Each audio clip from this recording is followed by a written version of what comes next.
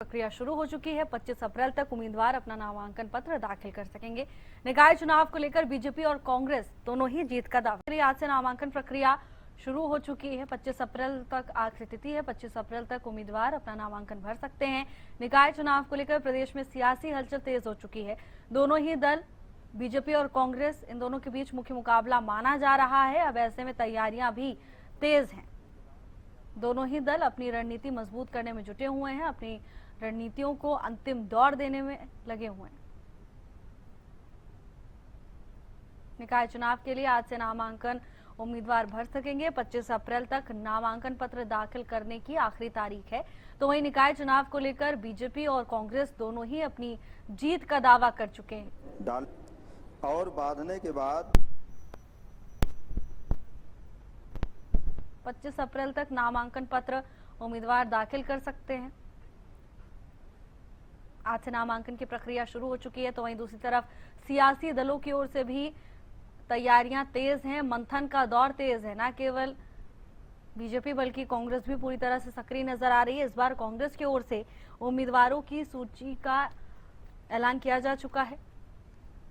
उम्मीदवारों की सूची कांग्रेस की ओर से जारी की जा चुकी है। अब इंतजार बीजेपी का किया जा रहा है कि आखिर कब तक बीजेपी की ओर से उम्मीदवारों के नाम पर फाइनल मुहर लगेगी।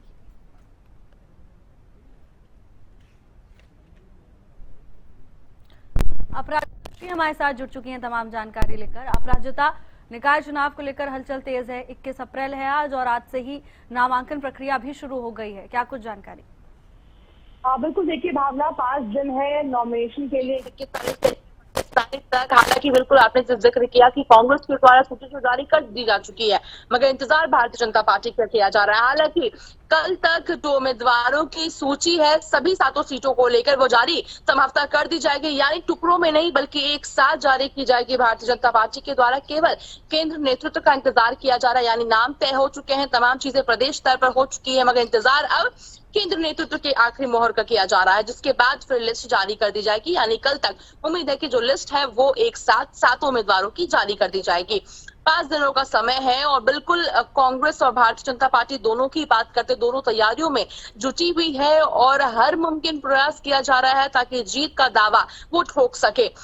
वहीं भारतीय जनता पार्टी के द्वारा कहा गया, यानी प्रदेश अध्यक्ष मोहनलाल कौशिक की बात करते हैं, डरा न्यूज से उन्होंने जब खास बातचीत की तो उनके द्वारा कहा गया कि 0 पर कांग्रेस आउट होगी। वहीं कांग्रेस के द्वारा तमाम दावे जो बीजेपी के द्वारा जीत के किए जा रहे उन सभी को खारिज किया जा रहा है और कहा जा रहा है कांग्रेस के द्वारा कि इस बार जीत कांग्रेस की होगी।